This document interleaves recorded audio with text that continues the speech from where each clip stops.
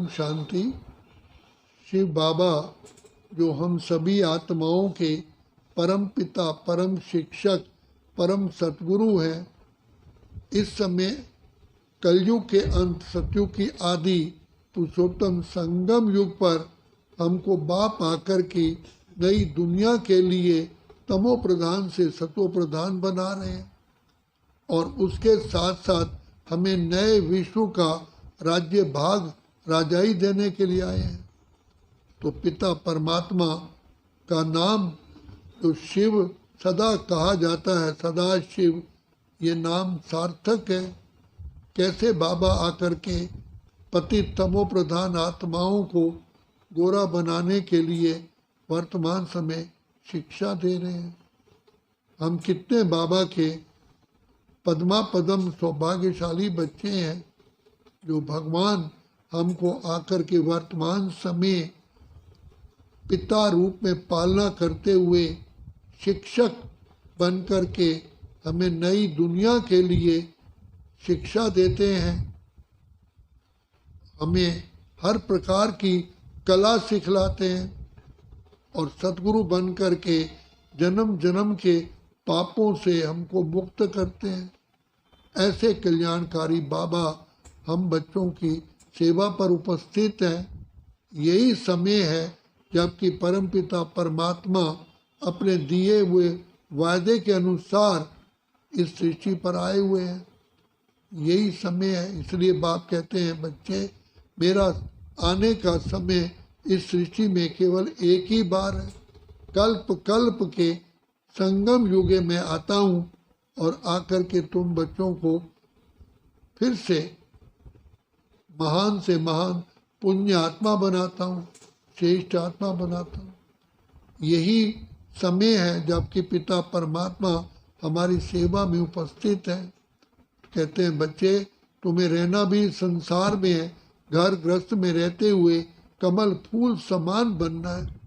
जैसे कमल का फूल कीचड़ में होते हुए भी उससे ऊपर रहता है, ऐसे तुम्हें भी रहना है।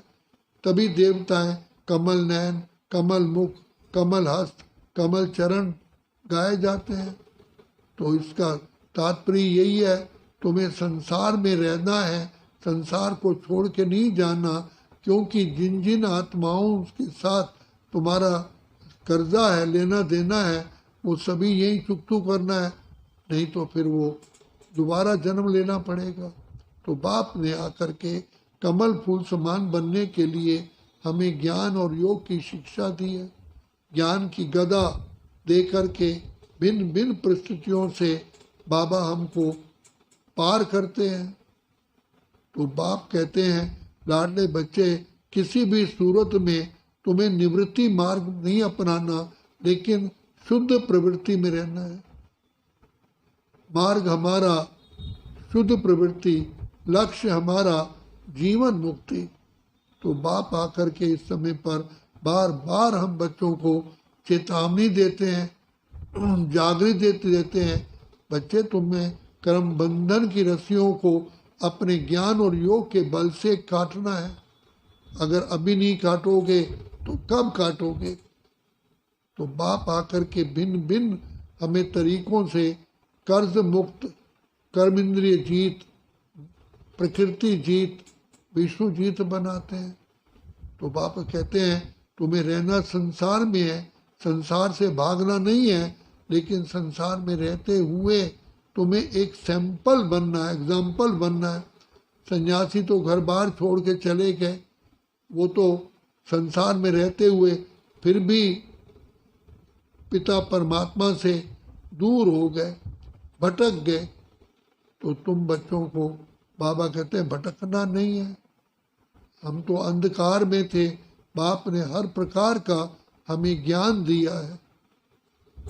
हमें स्वदर्शन चक्र का ज्ञान दे करके बाबा ने हमारे अंदर फिर से शक्ति भी भरी है कि बच्चे तुम ही महान आत्माएं थे, तुम ही सर्वगुण संपन्न, 16 कला संपूर्ण निर्विकारी थे, मर्यादा पुरुषोत्तम थे, तुम ही सतो प्रधान थे।